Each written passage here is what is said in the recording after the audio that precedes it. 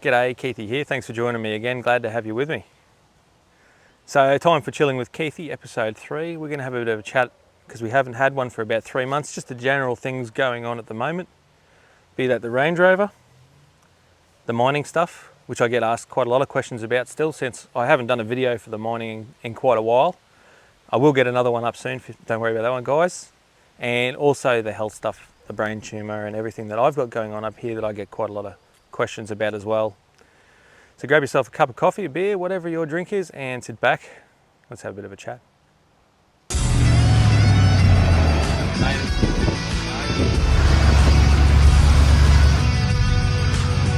we couldn't go without checking this out. Right, tearing it tired now.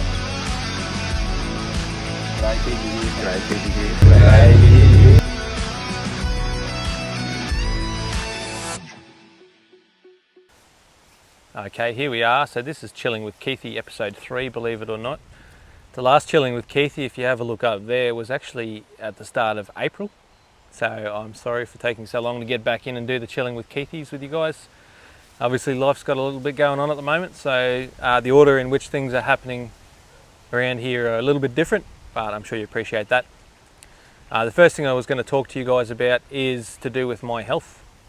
If you've watched the first one, which I pointed to up there not so long ago, you may have seen a few of the other videos as well and understand that I'm going through a treatment at the moment for a brain tumour.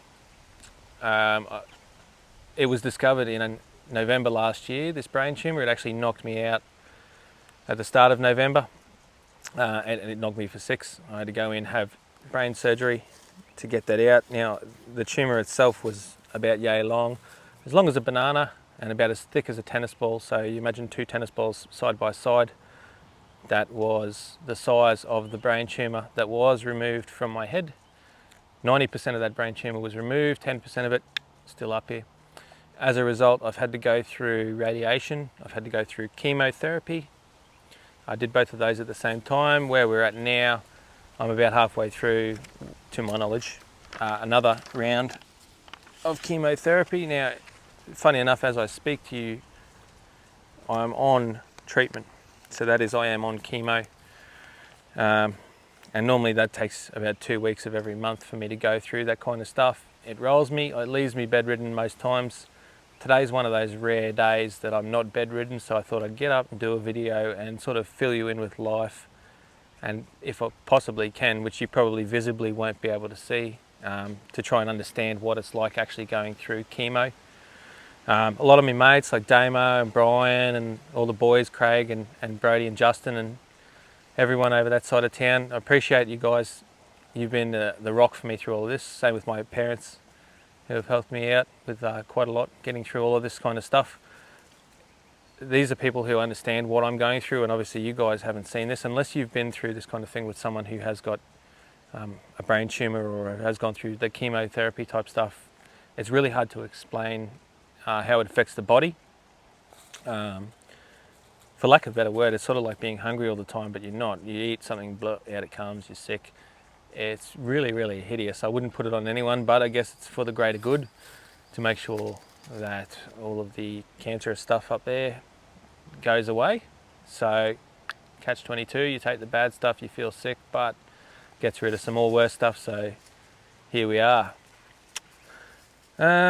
I've explained that the treatment is still ongoing, and what I probably need to explain about my videos, the forward driving stuff and me getting underneath the car and talking about the tyres and all of that kind of stuff. The way that I schedule these videos, I'd like to try and get one out every week, every 2 weeks if I can't.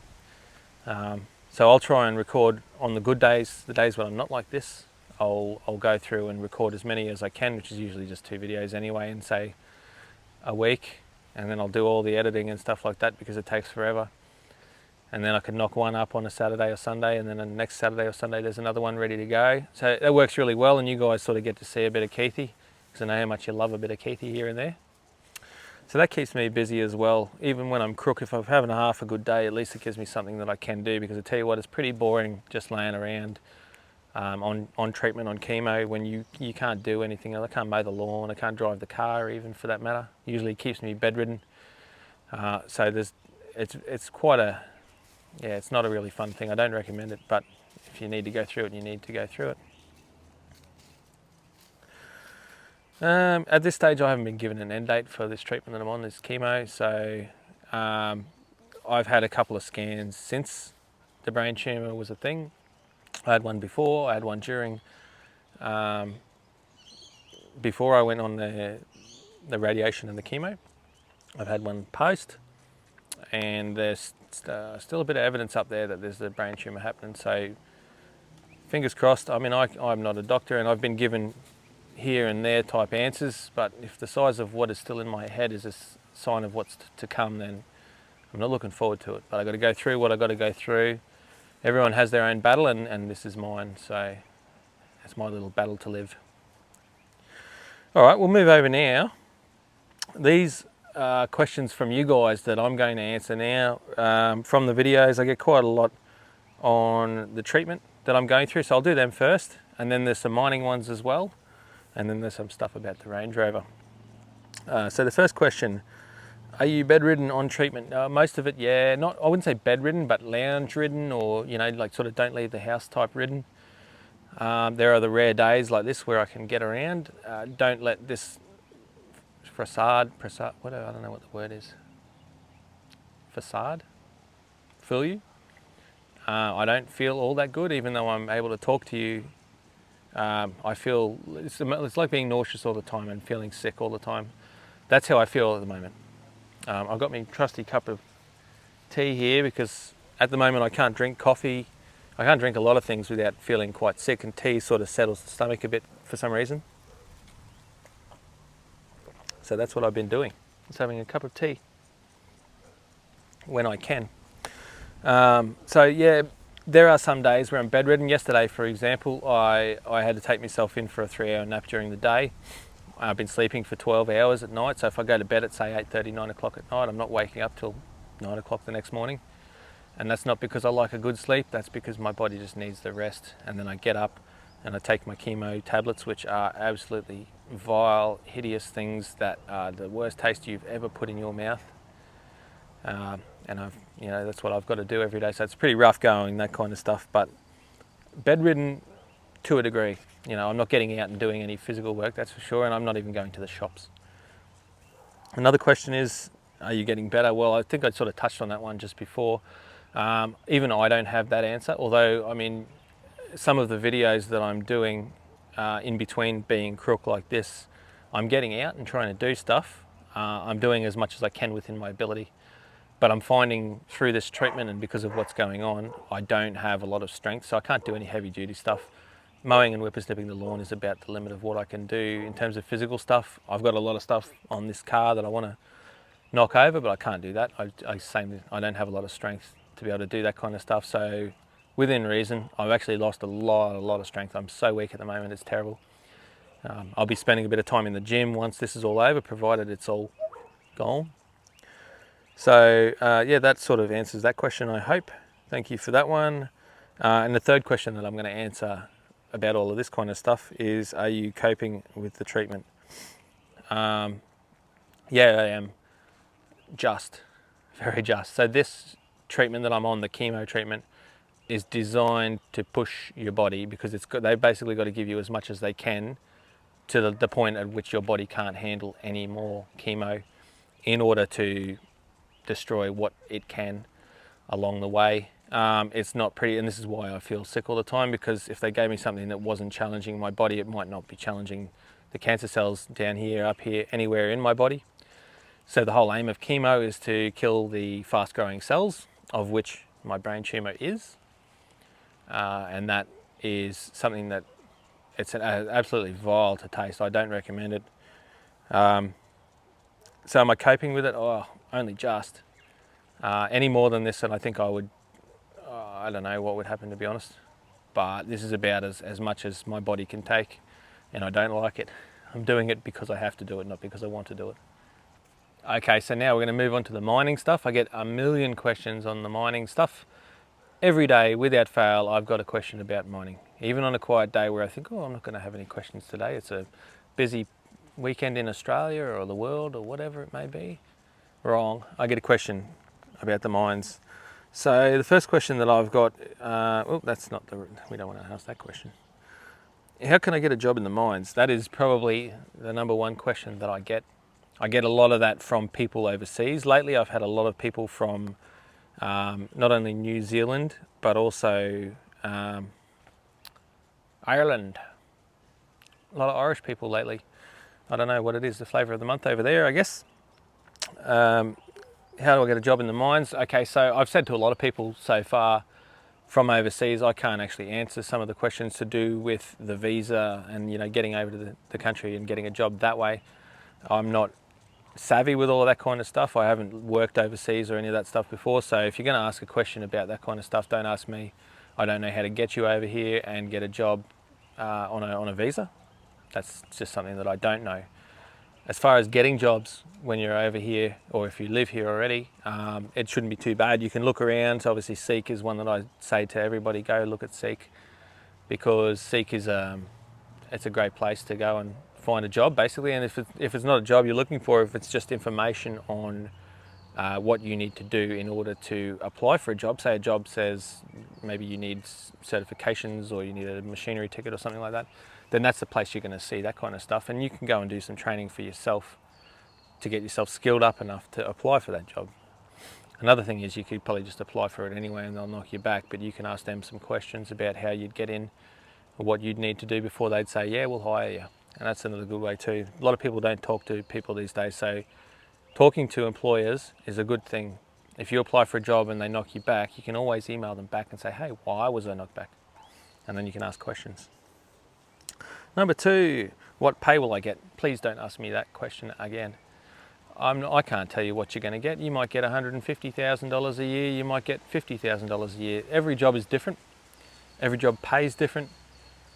So I can't say that someone working and doing what I do is going to earn the same if they live in WA. Like the mines in Queensland are very different to WA, as New South Wales, Northern Territory. Everywhere is absolutely different. So you can only go either talking to people who do that direct job or people that can talk on behalf of that particular mine, unless they're in a recruitment agency, which I'm not. I'm just a YouTuber who works in the mines, or haven't worked there since the start of this tumour, but obviously I'll be going back hopefully if all's going well with my system.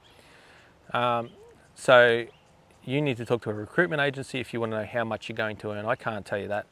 You can, like I said, look on Seek. If you want to see what the job's about, often they say what the wage is. So they might say you're going to be a truckie underground for $120,000 a year.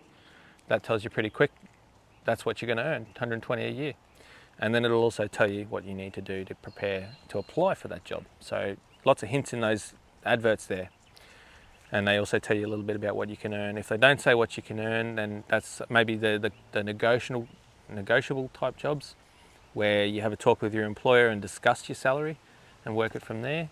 But yeah, I can't say that Joe Blow over here is going to pay you $200,000 a year and then Joe C over here is going to pay you $150,000. I don't have that information.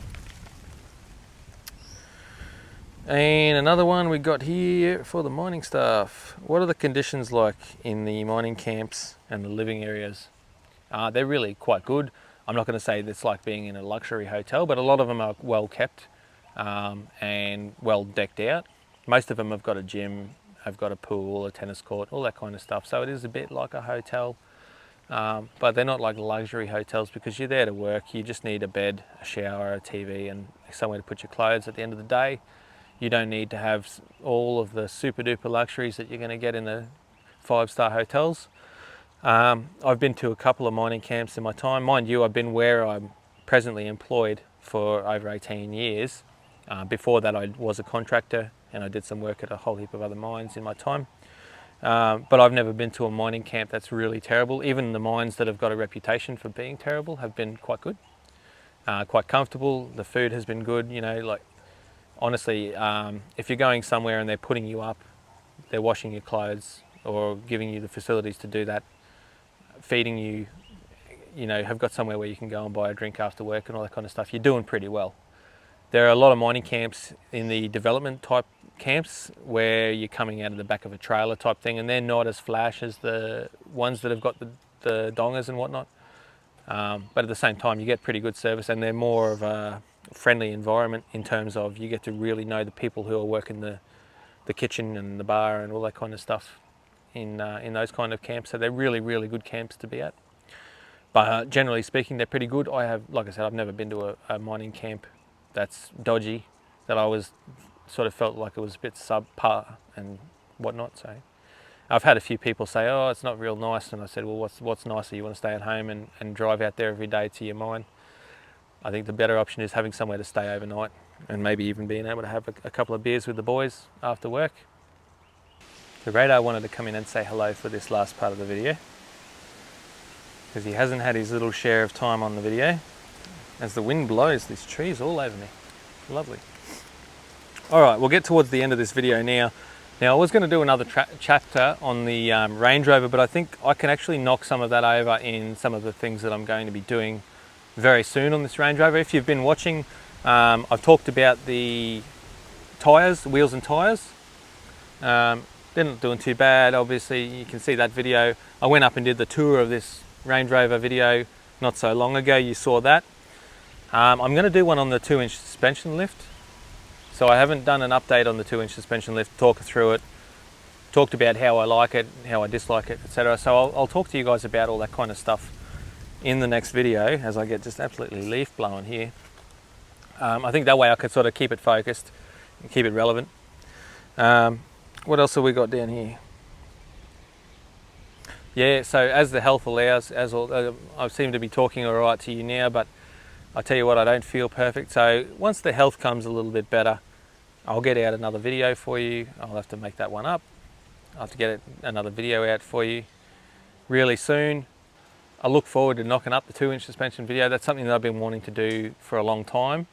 Like I said, I've had this suspension lift in for about 5 years now, and the 33-inch tyres. I've talked about the tyres, but haven't really sort of got into the suspension lift and what I like, what I don't like, and had a good chat about that. So that's something that I'd really like to do, especially for people who want to do up a 2-inch suspension lift in a Range Rover with airbag suspension, not coil springs, not leaf springs, none of that. Airbag suspension on its own. How's it gone? Would I do it again? All of the cool questions, so stick around for that. I wanted to say thank you to everyone who has been sending me good wishes as well, kind wishes, kind words, whatever I don't know, I'm lost at the moment with what I wanted to say there. I've had a lot of messages from people saying, hope you're getting better, hope you feel all right, I'm thinking of you, etc., and I really appreciate that. I do reply back to everyone I've got. You'll see some of them on the YouTube page, and then there's quite a lot that I get through Chilling with Keithy. I'll put the links up, they're in the starting jiggle video, but the links, I'll put them down here as well. So you can go to Chilling with Keithy. Is probably the best way to send me a message if you want to be a little bit more private than just putting it on the YouTube. Otherwise, yeah, don't forget to subscribe, guys. I appreciate everyone who subscribes, says g'day. I get a comment from most people. They say, hey, I've just subscribed, appreciate your video on your car or the mining stuff or whatever it might be. So stick around. Next week I'm hoping to have another video out for you. Fingers crossed, if all is well, it's going to be the 2-inch suspension video. I've had quite a few people asking me about that video lately, so I'll knock it up if I'm feeling good in the next couple of days. Fingers crossed. Otherwise, take it easy, appreciate your time, and we'll see you next time around.